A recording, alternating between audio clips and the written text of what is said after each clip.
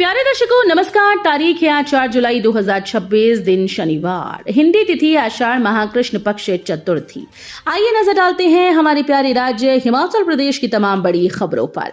Video शुरू करने से पहले कमेंट बॉक्स में जय हिंद लिखकर हमें सपोर्ट करें। तो चलिए शुरू करते हैं।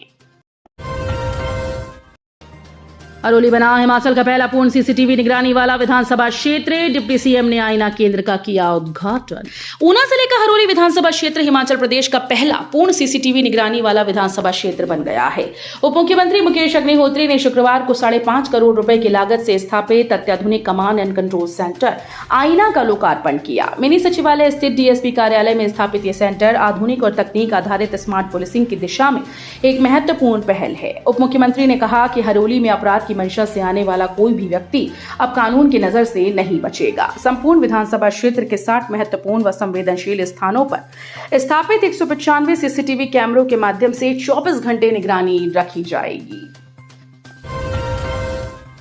हिमाचल के इन जिलों में भारी बारिश की चेतावनी, 8 जुलाई तक ऑरेंज और येलो अलर्ट जारी।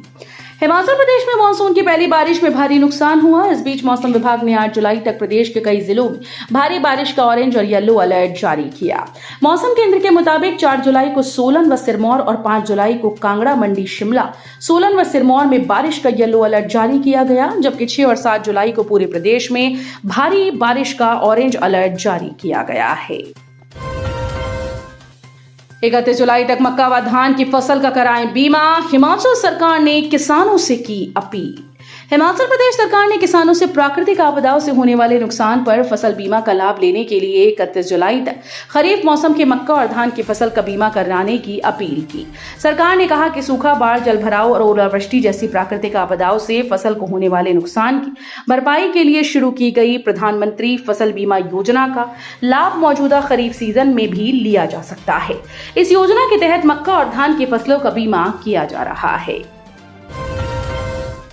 राष्ट्रीय राजमार्गों पर अवैध पार्किंग करने वालों की अब खैर नहीं। एससी और एनएचएआई के आदेशों के बाद हिमाचल प्रशासन सख्त, क्रेन से उठाए जाएंगे वाहन।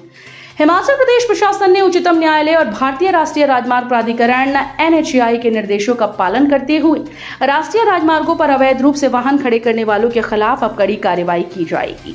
इसके तहत पहले गाड़ी मालिकों को अपनी गाड़ियों को हटाने की सूचना दी जाएगी। इसके बावजूद भी गाड़ी न हटाई जाएगी तो जिला प्रशासन और पुलिस की देखरेख में सड़क एजेंसीज की क्रेन और मशीनरी का इस्तेमाल करके उन्हें हटाया जाएगा और ई चालान भी जारी किए जाएंगे। गौरतलब है कि ऊना, धर्मशाला, चंडीगढ़, हमीरपुर, चंडीगढ़ राष्ट्रीय राजमार्गों पर स्थित है और गाड़ियां व रेहड़ियों की पार्किंग के कारण ये शहर बहुत भीड़भाड़ वाले बनते जा रहे हैं। आईजीएमसी शिमला को मिलेगी 256 स्लाइस सीटी मशीन। स्वास्थ्य सेवाओं में बड़ा बदलाव। मुख्यमंत्री ठाकुर सुखविंदर सिंह सुक्खू ने स्वास्थ्य विभाग को सीटी स्कैन, एक्सरे और अल्ट्रासाउंड जैसी जांच सेवाओं में मरीजों के लिए जीरो वेटिंग टाइम सुनिश्चित करने के निर्देश दिए। उन्होंने कहा कि मरीजों को समय पर और बिना परेशानी के स्वास्थ्य सुविधाएं उपलब्ध कराना सरकार की प्राथमिकता है। शुक्रवार को इंदिरा गांधी मेडिकल कॉलेज शिमला और सुपर स्पेशलिटी अस्पताल चमियाड़ा के डायग्नोस्टिक विभागों के साथ आयोजित बैठक की अध्यक्षता करते हुए मुख्यमंत्री ने कहा कि राज्य सरकार आवश्यक मानव संसाधन और आधुनिक उपकरण उपलब्ध करा रही है। हिमाचल में घी, तेल और दलिया की जांच में गड़बड़ी। खाद्य सुरक्षा विभाग ने जारी किए नोटिस। प्रदेश में खाद्य पदार्थों की गुणवत्ता को लेकर खाद्य सुरक्षा विभाग की जांच में गड़बड़ी सामने आई। विभाग की अंतिम विश्लेषण रिपोर्ट में देसी घी, सरसों तेल और सार्वजनिक वितरण प्रणाली के दलिया सहित 4 खाद्य नमूने खाद्य सुरक्षा और मानक अधिनियम 2006 व FSSAI के निर्धारित मानकों पर खरे नहीं उतरे। चंबा में बिना नक्शे भवन निर्माण पर 143 भवन मालिकों को नोटिस। 15 दिन में कटेंगे बिजली पानी के कनेक्शन। चंबा शहर में वर्षों तक नियमों को ठेंगा दिखाकर बिना स्वीकृति नक्शों के भवन खड़े करने और स्वीकृत नक्शों की खुलेआम धज्जियां उड़ाने वालों पर आखिरकार कानून का शिकंजा कसना शुरू हो गया है। चंबा नगर परिषद ने अब तक की सबसे बड़ी कार्रवाई करते हुए 143 भवन मालिकों को कारण बताओ नोटिस जारी कर दिया। ये वो भवन मालिक हैं जिन्होंने या तो बिना स्वीकृत नक्शे के भवन खड़े कर दिए या फिर स्वीकृत नक्शों को ताक पर रखकर मनमर्जी से निर्माण किया।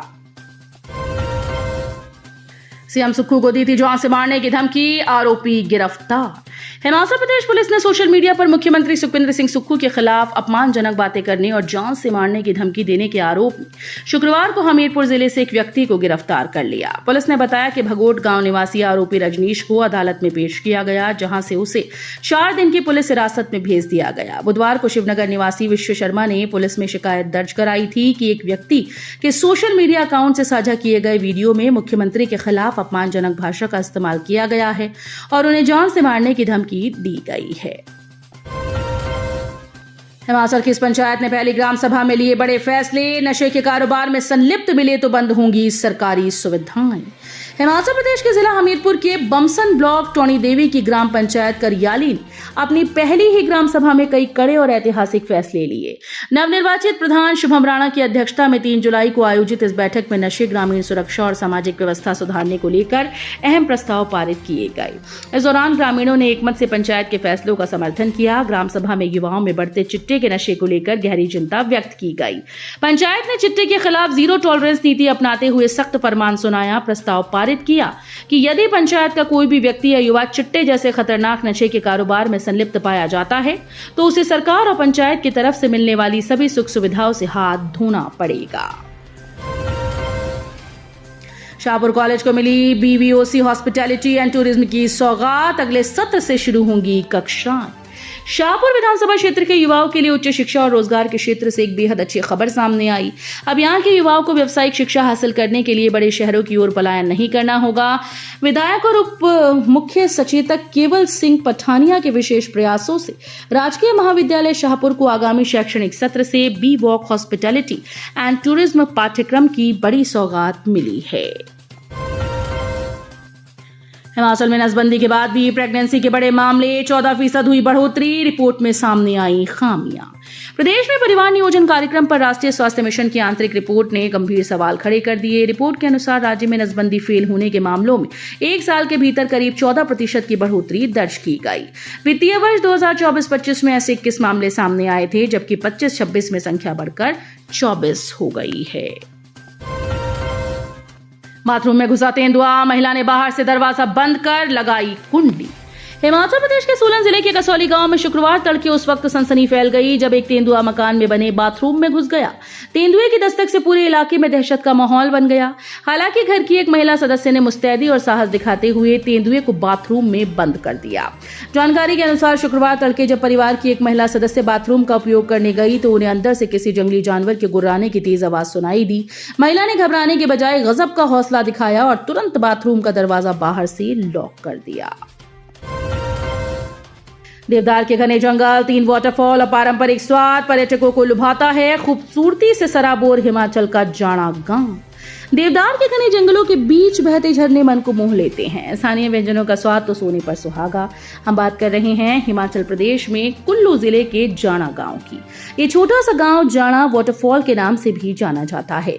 ये गांव सेब के बगीचों के बीच बसा है। यहाँ लाल चावल और स्थानीय व्यंजनों का स्वाद पर्यटकों को बहुत लुभाता है, जो यात्रा को यादगार बना देता है।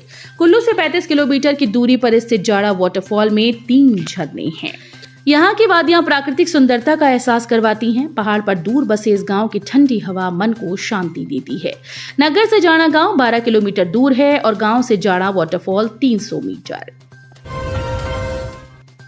एक गलती ने छीनी जिंदगी, 42 वर्षीय महिला की मौत से परिवार में पसरा मातम। हिमाचल प्रदेश के चंबा जिले से एक बेहद दुखद खबर सामने आई है। यहाँ एक 42 वर्षीय विवाहिता की गलती से जहरीले पदार्थ का सेवन करने के चलते मौत हो गई। घटना के बाद परिवार में मातम छा गया। पुलिस ने पोस्टमार्टम करवाने के बाद शव परिजनों को सौंप दिया और घटना के कारणों की गहनता से जांच शुरू कर दी। मृतका की पहचान कमलेश ठाकुर पत्नी विजय कुमार के रूप में हुई। वो मूल रूप से गाँव टिप्परा, डाकघर पल्लियूर तहसील व जिला चंबा की रहने वाली थी। वर्तमान में वो अपने परिवार के साथ चंबा शहर के सुल्तानपुर मोहल्ले में स्थित अपने नए मकान में रह रही थी। तो ये थी आज की फटाफट खबरें। हम मिलेंगे अगले बुलेटिन में, तब तक के लिए धन्यवाद। जय हिंद।